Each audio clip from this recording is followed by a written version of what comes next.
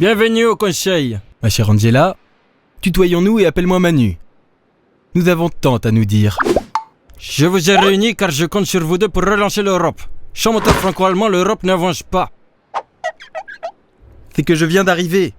Et je me retrouve avec un chômage monstrueux qui ne veut pas diminuer.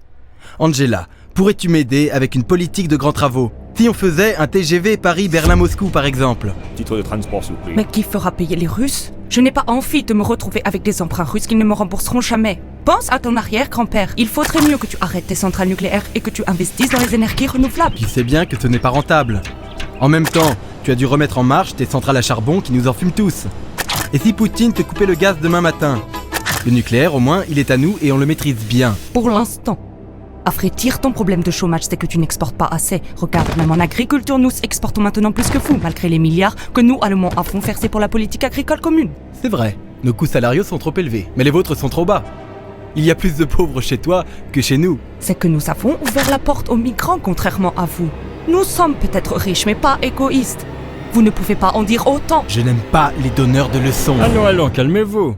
Réfléchissez, il doit bien y avoir des sujets qui vous mettent d'accord. Par exemple, Mitterrand et Kohl avaient créé une chaîne de télévision franco-allemande, Arte, qui existe toujours. C'est vrai, je ne regarde que ça.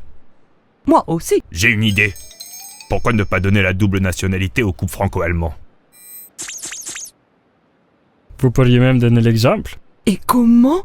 Mariez-vous. Mais nous sommes déjà mariés. Ça peut s'arranger. Le pape François est un vieil ami, je l'appelle. Ciao Francesco, sono Antonio. Je suis avec Angela et Manu. Ils veulent se marier pour relancer l'Europe, mais il faut que tu annules leur union actuelle. Tu es d'accord ? Ce n'est pas très catholique, mais si c'est pour l'Europe, je suis d'accord. Grazie mille, Francesco. Qu'en dites-vous alors ? Eh bien, impossible de m'opposer à la vie du pape. Moi, la vie du pape, je m'en fiche. Mais si c'est pour l'Europe, marions-nous.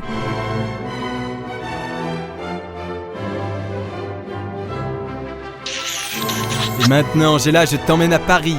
À Paris, pas question. Je rentre chez moi à Berlin. Mais maintenant que vous êtes mariés, vous devez vivre ensemble à Bruxelles.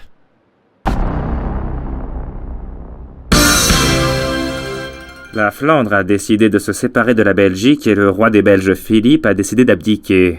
Cette fois, c'est vrai. D'ailleurs, comme le palais est libre, vous pourriez vous y installer. J'appelle le roi. Bonjour Majesté, navré pour votre abdication. Nous aimerions installer le couple franco-allemand au palais royal. Seriez-vous d'accord ? À condition que ce soit un couple royal et que Bruxelles devienne capitale de l'Europe. Mes chers amis, je vous présente la première dynastie européenne. Enfin, l'Europe va être gouvernée. Je démissionne de mes fonctions du président du Conseil européen. Longue vie à la monarchie européenne. Et c'est par ce geste historique que la France, l'Allemagne, l'Italie et la Belgique ont relancé l'Europe en lui donnant de vrais chefs et une vraie capitale. Vive l'Europe!